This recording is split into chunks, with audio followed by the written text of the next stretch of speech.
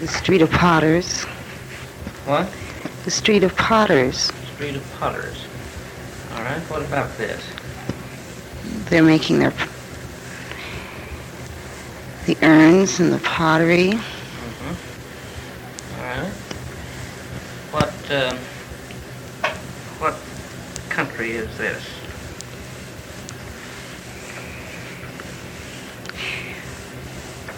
JUDEA. JUDEA? Mm-hmm. All right, what is your name?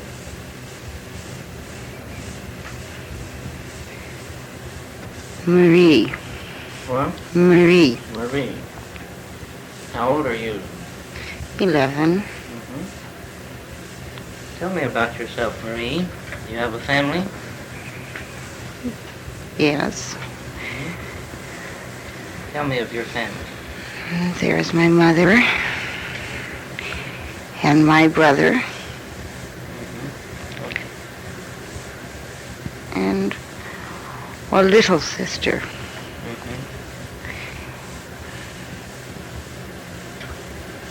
Jane.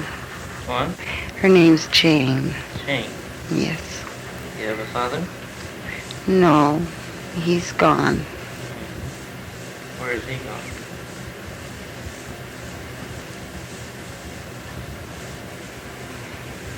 He's gone away. He went with many other men. So we wait for him. I want you to look at the calendar or look at something and tell me about the era of time that this is.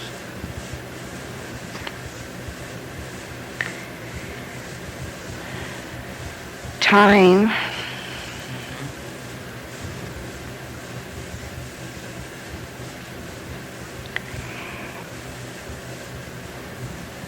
We haven't been here a long time. Where did you come from? My father's told me that we come from the deserts. I've always lived here.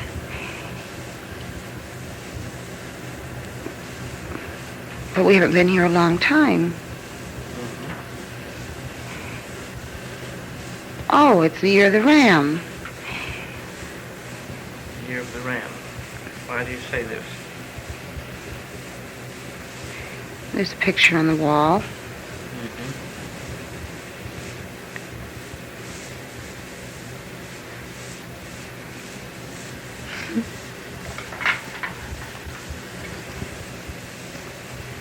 Tell us about this.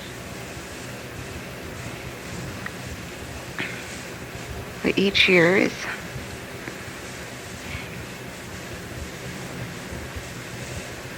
a year of something, and this year is the year of the ram.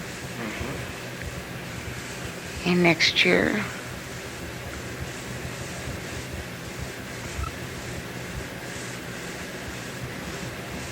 I don't know what next year will be. Let's go forward in time to next year. Go forward in time now. You're a year older. You're now forward in time. 1 year. Now what do you see?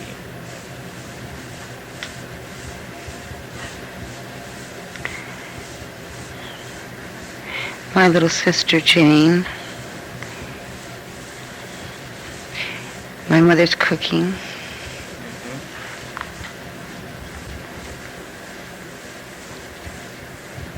And it's... What is your livelihood? What do you do for food and clothing? Oh, my father worked on the Street of Potters. And now that he's gone, my mother, she takes the pots from door to door. And we eat with the money that we are paid. Not a lot. We always have enough for Jane. Let's go forward a little ways in time now. I'm going to let you pick the time. I want you to look the span of this lifetime over and pick the most interesting time in this lifetime and go to that. On the count of 3, you'll be at this time. 1, 2, 3. How old are you now? I'm 17. Tell me about the year of 17 in your life.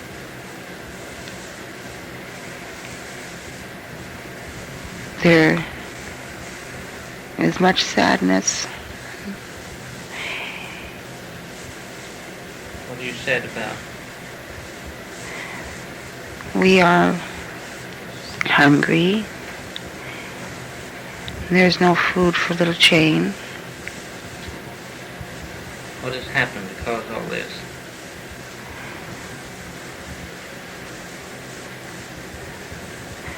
The wheat doesn't grow. The rain doesn't fall.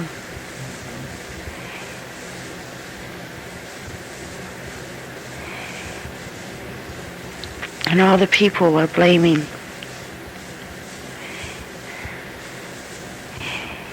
the court of men that... Blaming who? The court of men, priests that direct our plantings. Why are they blaming you? Because they didn't sacrifice a lamb. They didn't praise Jehovah. They forgot about us, and they argued among themselves.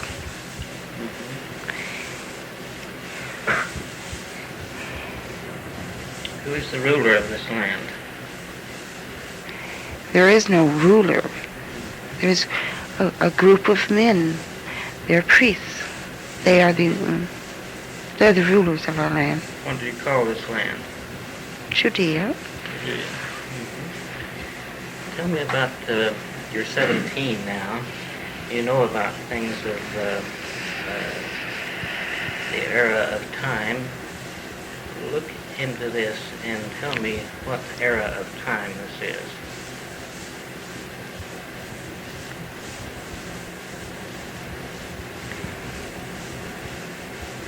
It's 40 years after we came from the desert.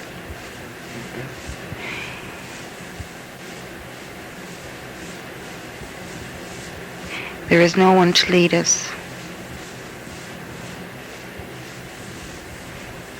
Other people want our land.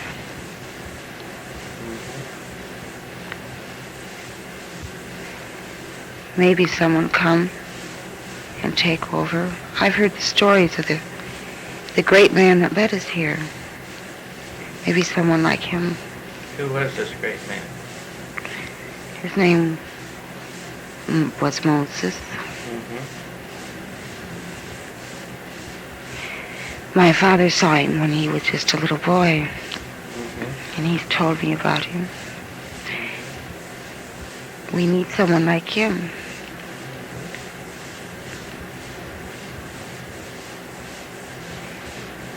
So dry. You go forward in time now, 5 years. You're going forward in time, 5 years. Now then, what do you see?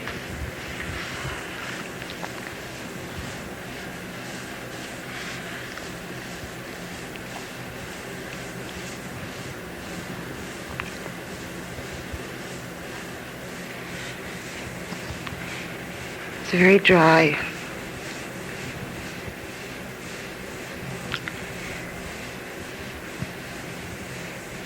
It's very hard to breathe.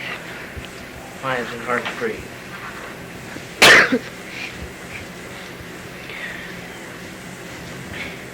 Because I'm very, very tired. Why are you so tired? There's nothing to eat. And there's no one left to go to the well, and I can't go. And there's not very much water there anyway. All right, let's go forward in time now, 2 years. Going forward in time, you're forward now 2 years in time. Now tell me what you're doing. I'm walking across a plain, not a plain really. The grass is not green and it's not blue, it's brilliant. It's like a carpet. Where are you? I'm on a higher level. How long have you been here? Well, just almost 2 years. Tell me about your life there. It's marvelous. It's learning without attempting to learn. It's listening without having to listen. It's communicating as one whole being without having to move your lips or marshal your thoughts. It's very, very beautiful. I want you to speak up a little louder now. When you talk, you'll automatically speak up a little louder. It'll be very easy for you to speak louder, very distinctly. Now, tell me about your surroundings and what you're doing there. Well, I'm here to study. Oh, not really study. More or less to study my mistakes that I have made before and learn how I could go about rectifying them. And they're not only my mistakes. They're the whole mental being's mistakes. I carry not them on my shoulders by myself. Everyone carries them. It's like a huge white dome, and great light comes from this dome. It's like being cleansed and being very clean and knowing you have another chance. There are no separate beings here. They're all one. What do you mean you're all one? We're all one in thought, in our minds, our souls. We're all one with the Supreme Being, Supreme Light. Don't you have your individuality? No, not really. In our planning, we plan for our individual selves. But here there's no need to be an individual by oneself because we have finally merged into one. Now, in looking over this lifetime that you were in before you came here, what is the consensus of this lifetime? What was the purpose in going into this lifetime, and what did you learn from it? I was to go into this lifetime to learn to love another being more than myself.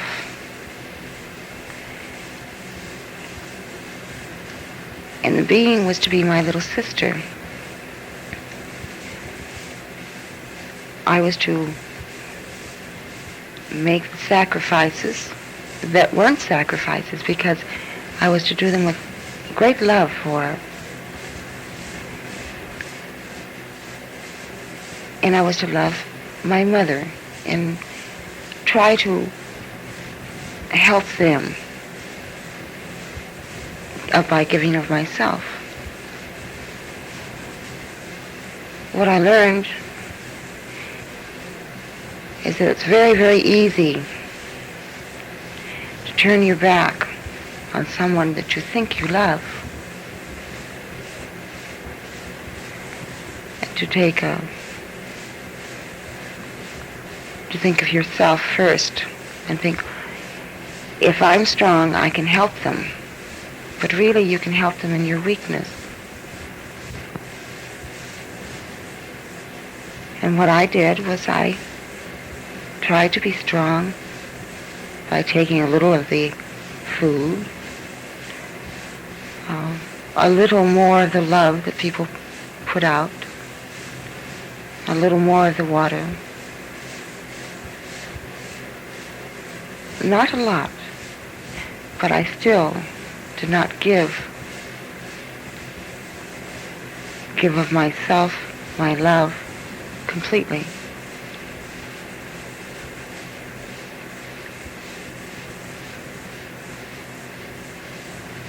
I can try again. Now I want you to look. You are on a higher level there, and I want you to look forward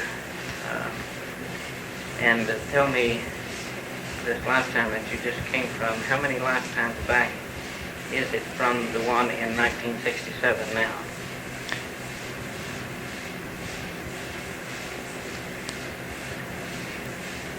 That's the fourth. Now, I want you to look forward from where you are. This will be into the future from where you are up to the present time of 1967, and tell me what you have gained in this understanding that you were speaking of. That I have gained in 67? 1967.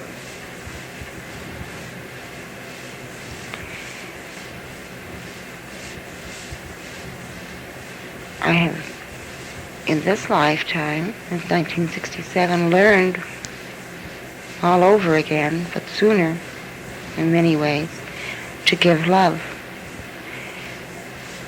to give of myself wholeheartedly, not to hold back because maybe I need to be strong. I am learning to walk forward, to know that I love people.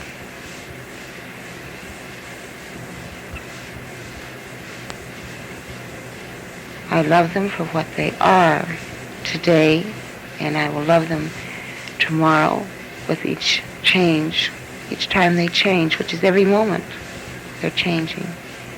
I love them as they are.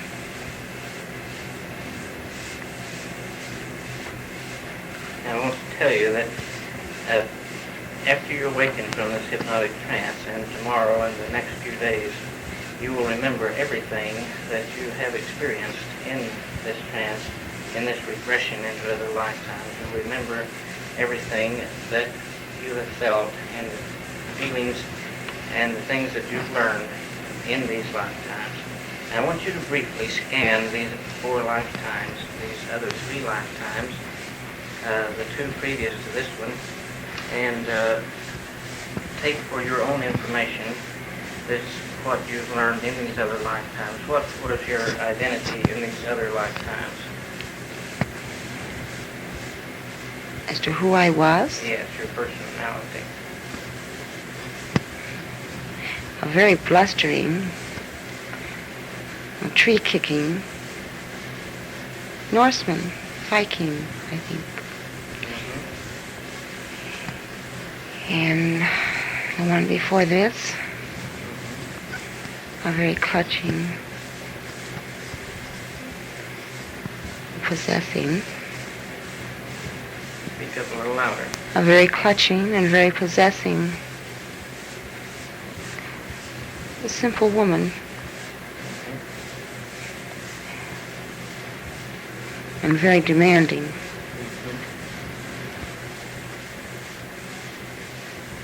For your own information, you are absorbing these lifetimes into your present memory and understanding so that you may look these over in the next few days. Is this all right with you? Yes. Is there anything else you want to tell me on the higher realms that you're on there now about this experience?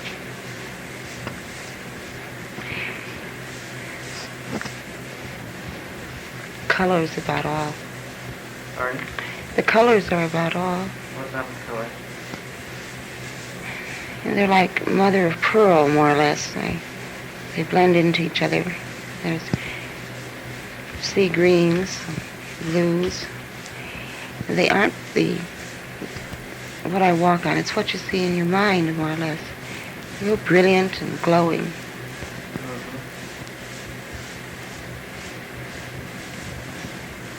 In looking from the higher realms, can you tell me anything about Moses?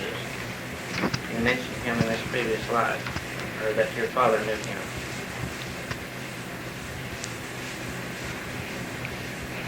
Yes, but I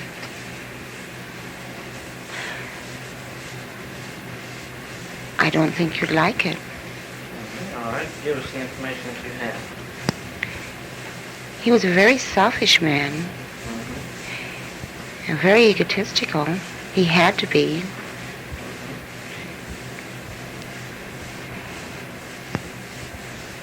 And he was very, very domineering,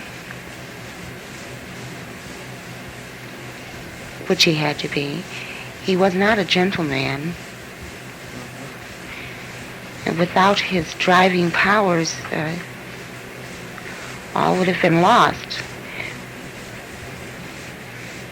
He was not a handsome man.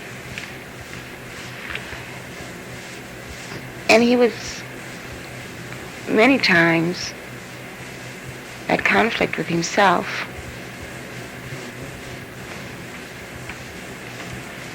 Why didn't he reach Judea? Because his part had been played. He had done what he was supposed to do.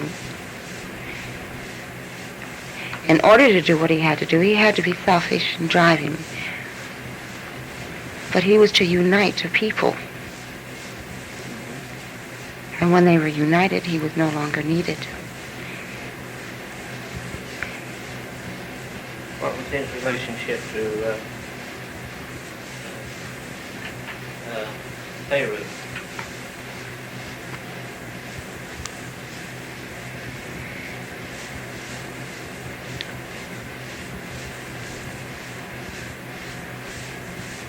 Other than an adopted son,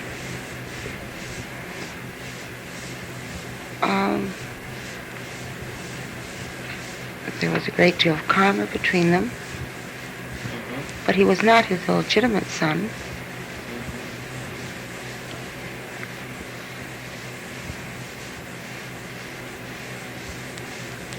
Can you look from there, from your vantage point, and tell us how the Red Sea was opened up that's mentioned in the Bible?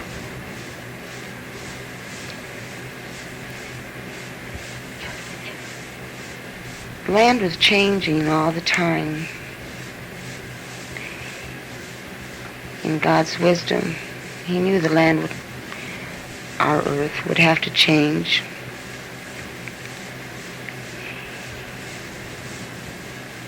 And there was that particular day, at that particular time, a great, great earthquake.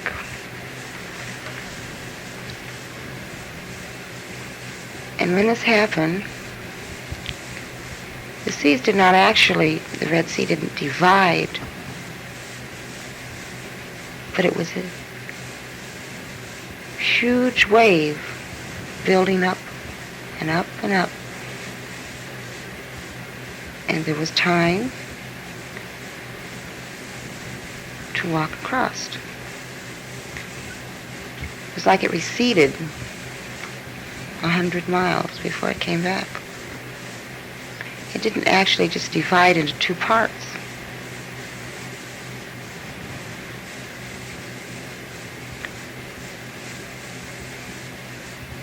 But the earth needed the earthquakes to put us where we are today. And the Red Sea needed to divide, as it said.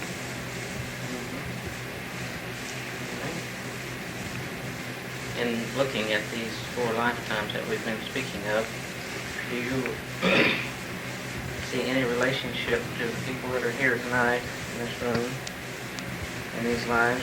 Yes. Would you like to talk about them? Some of them, yes.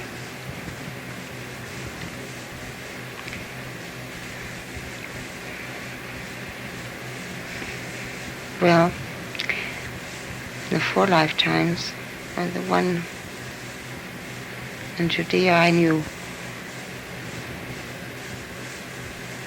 Norma. Which Norma? There's 2 Normas here. The one that doesn't own the house. And she was very funny then.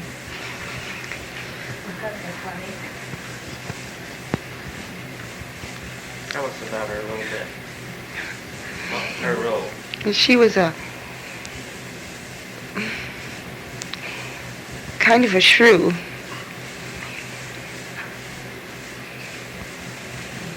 And she always chased the kids with a broom. She did what? She chased the kids with a broom. Oh.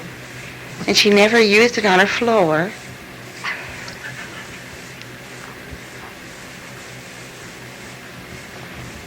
And she used to make me so mad. Why did she make you mad? My little sister Jane was very sweet.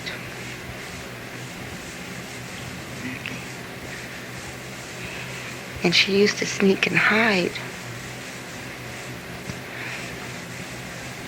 And Vidula would find her, and she'd chase her with a broom. And my mother wouldn't let me say anything, but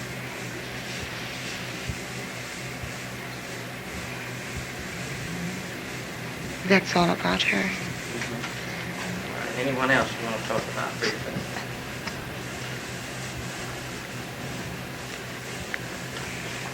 There was a very, very wise man.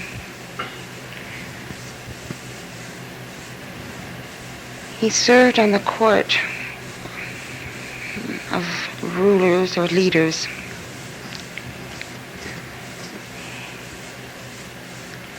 And he tried very, very hard to convince everyone that fighting among themselves would weaken the people and weaken the religion, weaken our faith in God.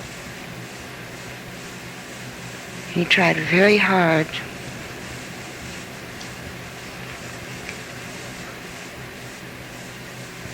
And he couldn't convince them. And he left, and he walked into the desert. And he sat, and he cried for his people. And he is one of the people here tonight. And his name is Bill today. And that's all about him. Anyone else? All right. Not that I can see. No, not. All right, let's go back in time. Let's go back to the time of Atlantis. Let's go back to the time of Atlantis. Let yourself go back now. I want you to go a little deeper into this trance. I want you to feel yourself letting go, going deeper. See the book of life, turning back to the time of Atlantis.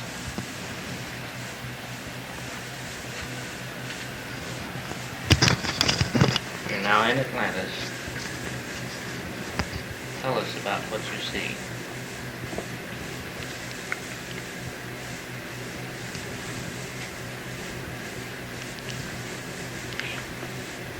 The sea.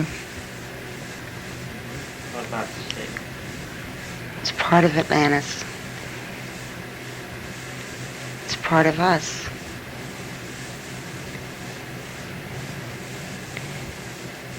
The columns that stand guarding the entryway into the harbor. Into the harbor? Yes. The tall, fluted and some sloped buildings. Speak right up a little bit louder. The tall buildings, the balconies, and the people. They're very, very beautiful.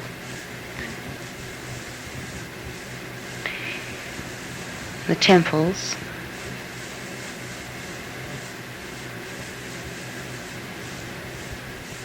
and back to the sea again.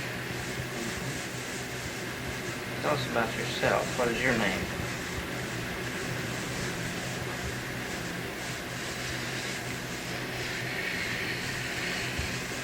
Trailer. What? Trailer. How do you spell it? Trdilla.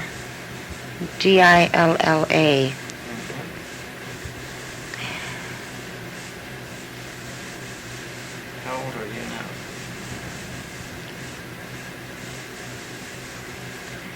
Close to 17 in your years. Tell us of your life there. Peaceful.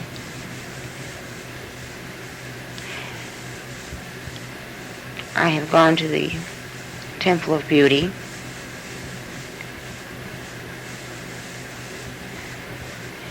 And I'm going to the Temple of Life.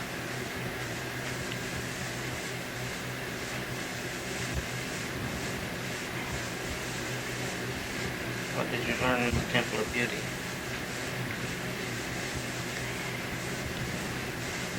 To love, to communicate,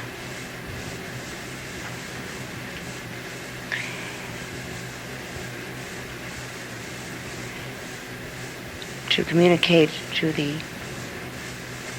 other people without talking, to know how my fellow man feels, my brother.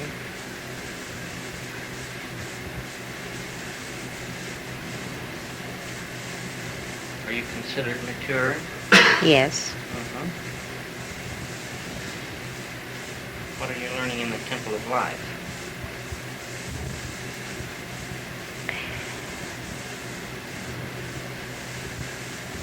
In the Temple of Life, I'm learning to, I guess you would call it self-discipline.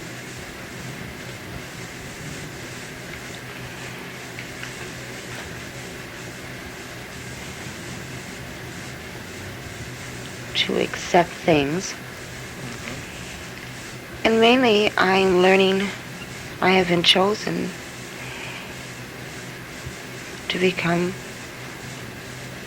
a teacher, I guess you would call it, in the Temple of Beauty. I'm going to teach the dancing, our dances.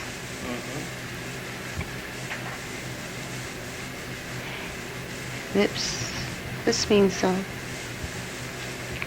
meditation and studying a great deal of the time. Do you dance to music? Not music,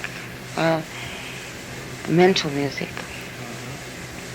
Tell me about this mental music. It's there.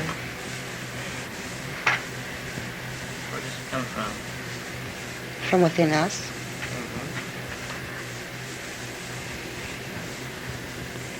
There is no set music. It's the music of the soul, the music of yourself, your being as you are when you dance. And with the younger children, they must be taught to let themselves be themselves and make their own music, and to dance in our festivals, like, and in the springtime.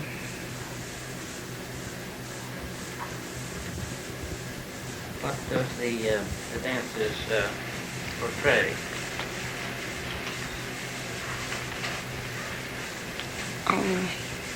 each individual person's feelings, but in the springtime, all the young people, after they are,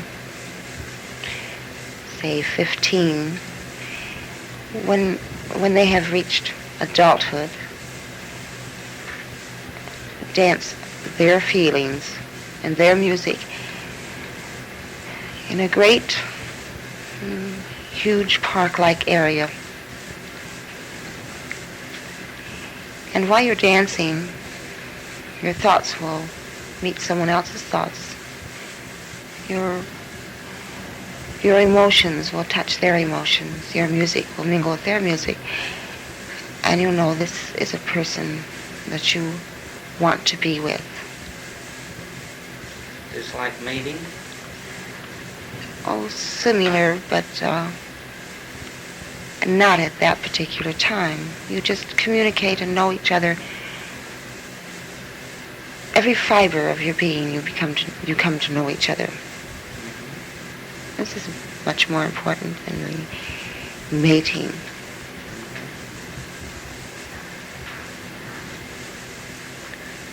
And then you grow,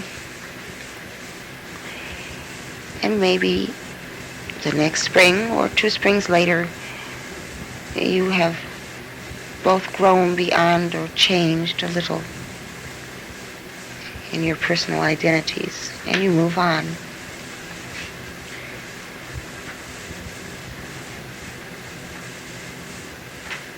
Let's go back to the Temple of Beauty, where you learn to communicate without words.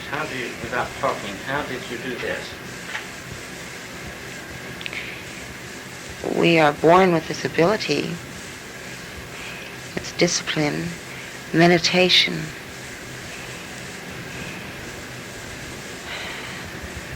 Sitting for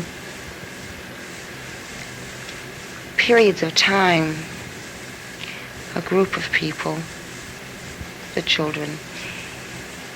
The teacher puts out a thought, a flower, waxy white with green leaves. And this thought grows in her mind, and the children sit quietly, open-minded, and soon they pick up the beautiful flower in their minds, and they know this is how they learn, just meditation, practice, and soon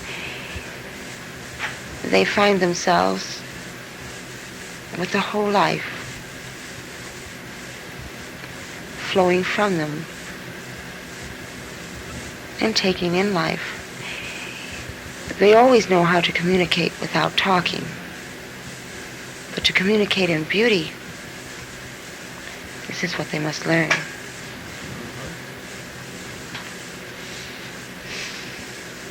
Now then, you are on Atlantis. You are a part of the culture there. You do talk too, don't you? Yes. Now, I'm going to count to 3. And when I get to 3, you will speak to me, you will address me, and tell me of some of the same things that you have related, but you will tell me in the language that you had at that time, in the language that you spoke there. Number 1, you're opening up to this, your mind is receptive to this, you are back in Atlantis now. Number 2, you're definitely there, you feel as if you're there, you know that you are there, and you do remember. Number 3, just speak right up and talk to me, please. Tu aveva che si le può tere che tu ti aveva alle cose io te le riporte a schleboi a che portiscia o di più che in potessi le cose qui i cari modificati de molte le feco o che pontere vi chiù O vorgere motori ki come ti affezione verissimote che ho. Kiripitius arikipun dervi okay. Now then, would you translate that into English for us, please?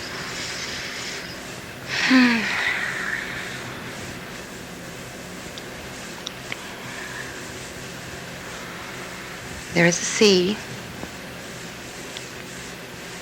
It is a very important part of Atlantis. And there are two pillars that guard our harbor. There are tall buildings and dome buildings and the temples. I don't remember whether you asked me about the temples at this time or not, but it seems to me you did. I went to the Temple of Beauty, and now I am in the Temple of Life, learning to teach in the Temple of Beauty. I am going to teach dancing. We dance at festivals, and we dance whenever we feel like it. Tell me now, why did the sea seem so important first? We are part of the sea. The sea, before all else, the sea was there, so we must be part of the sea. We have the sea water in our blood. We taste the sea on our cheeks when we cry. We feel the sea in our mouth. The sea is part of us. When we go into the sea, we're suddenly lighter.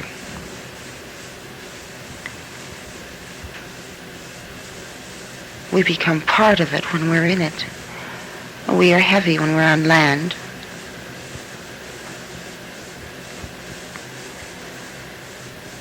The sea gives us an easy way to travel to many places. It sings to us too. Does everyone feel this way about it?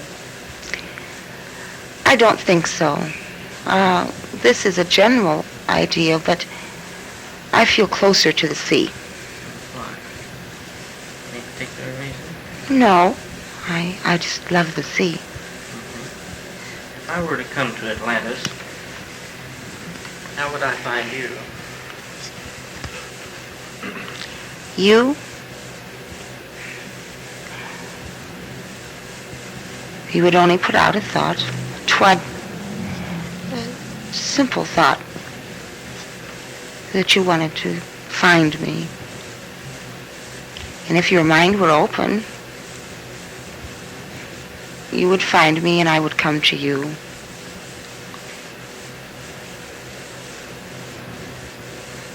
Or if you wanted to, you could call, I guess, out loud. But I think you would send out thoughts.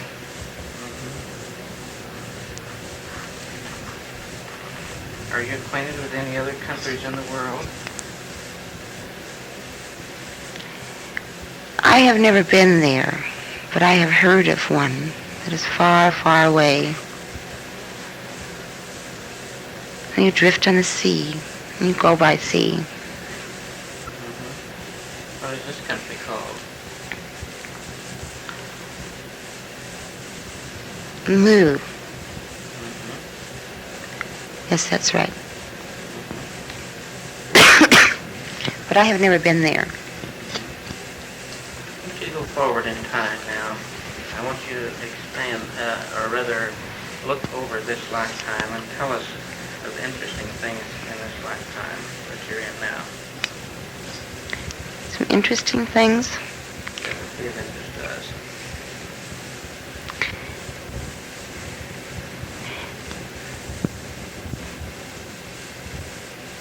The buildings would be very interesting. They are of material that you have never seen. They'll outlast all eternity. There's a very, very tall pillar. And on this very, very tall pillar, there's a light.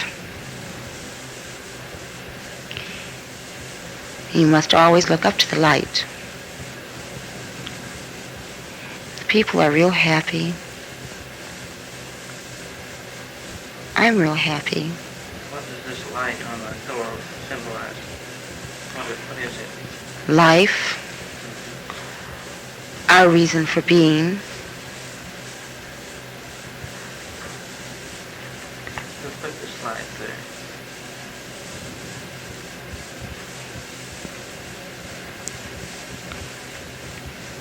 I don't know. It's always been there. It's been there since our land was here. What type of material are the buildings constructed of? Who constructed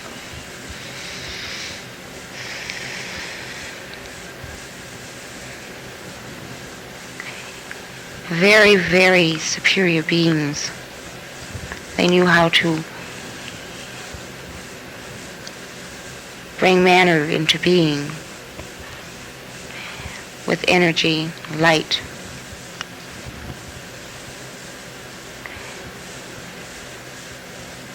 Who are these beings?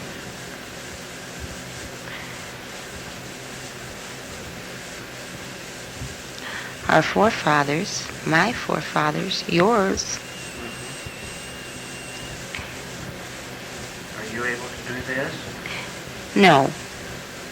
Why not? Things get lost. Abilities get lost. The ability to create out of energy is possessed by one or two of the priests. But I, as a people, a person, am not allowed to do it.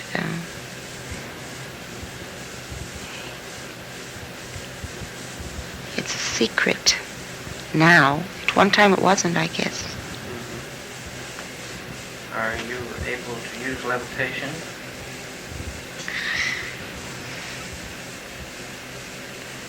Not now. Any levitation that would be used now would be how frowned upon, backed away from. Why? For a long time, the priests could do this. And then the priests couldn't do it. And so no one else is allowed to. The high priest.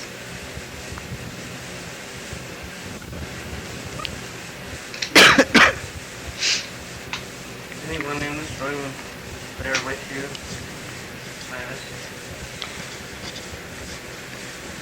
I hadn't been in a room.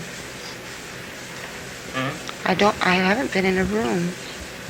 In this room that your body is laying in now, you're in a deep trance and you're in regression.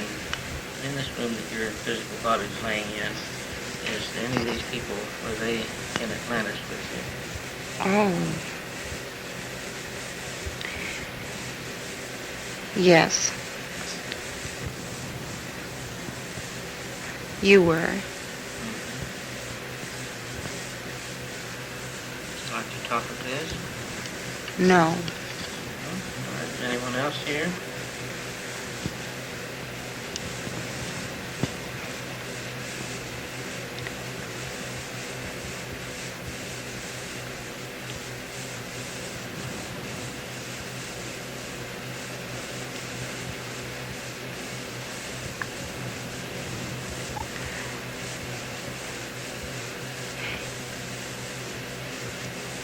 Yes. Who is this? I don't know his name in this room. The blonde man. He... George. Norma's husband? Yes. Mm-hmm. He was a small child at the time that I was speaking. Mm-hmm. Anyone here that had these secrets you were talking about? Yes. Who is this? You. These be brought forward in this consciousness, this lifetime? Not now. Why not? It's not time. It's the wrong time.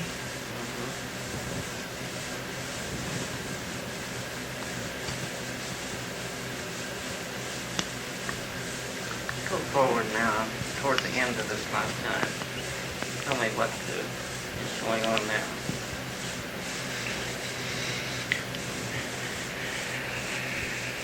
The light has fallen.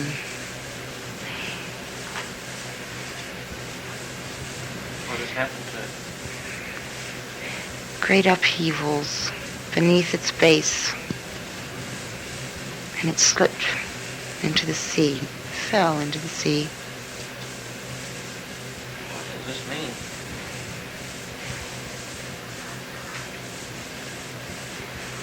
That we are lost.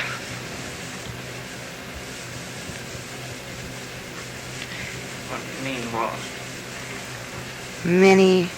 Many of the people will be lost. As they have, many are trying to get away. But our beautiful, beautiful, beautiful land will go back to the sea. Why is this?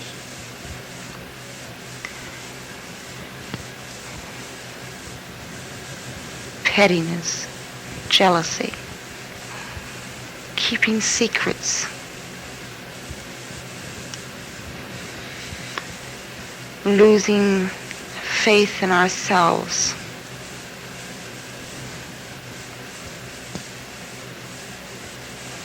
And the sea climbs higher on our land to take us back. And the people are leaving, as many as can.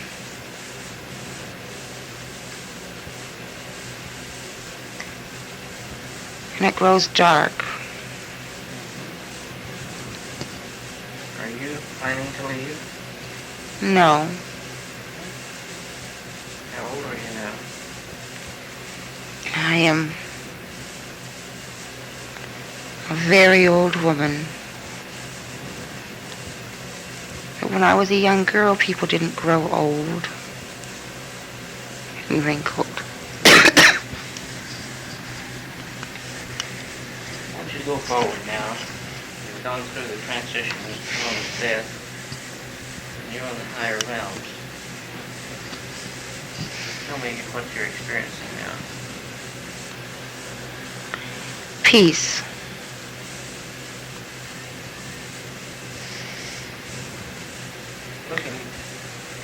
Looking back on this life, what was your purpose in this life, past life?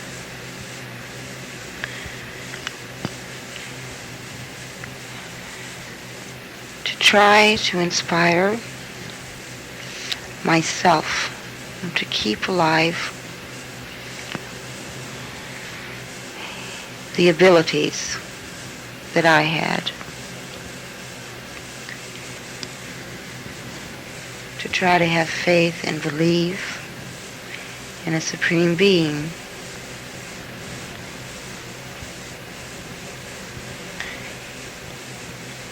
To give myself to the little children that I was to teach. And not be petty or a nitpicker. I didn't do this very well.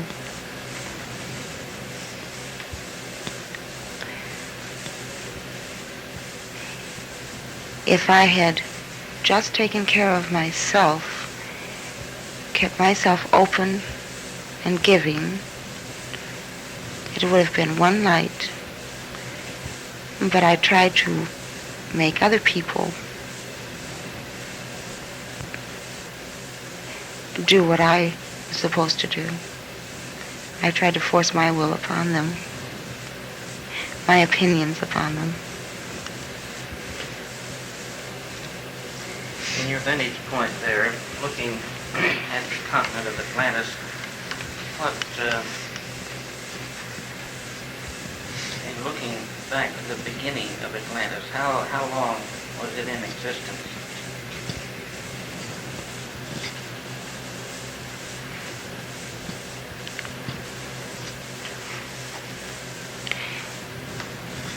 $22,000 years. What was the purpose of this continent, or the overall purpose of mankind on this planet? In the beginning,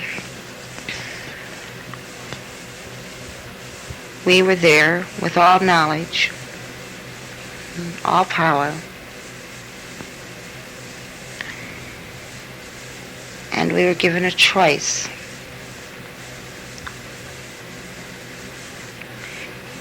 To retain all knowledge and all power, and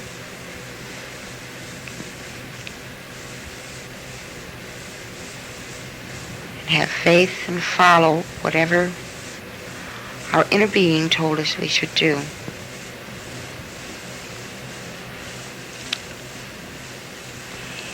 This was going to be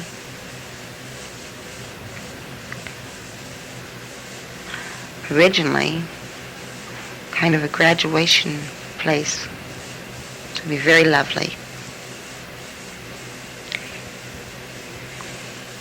What do you mean, graduation place? A resting place of loveliness. When we had completed many tasks,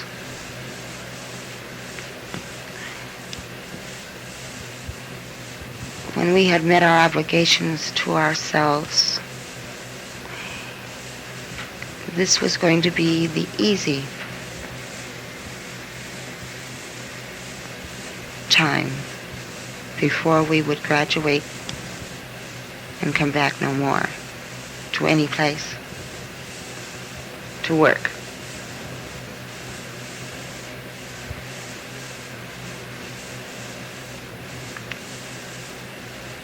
Was it purpose fulfilled?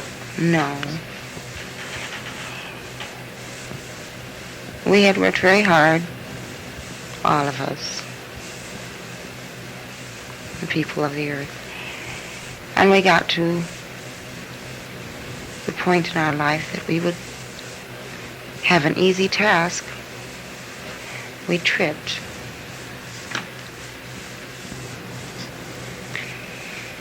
And now we're working our way back up all over again. And our graduation planet Earth is covered with and clouded to where we cannot see clearly or think clearly, to where we have to actively concentrate on love of God.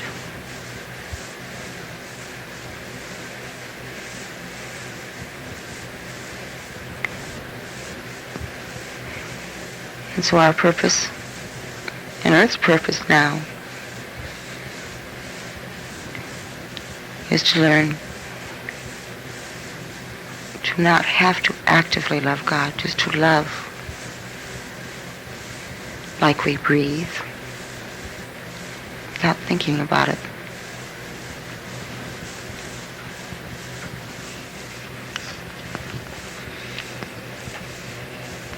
Right.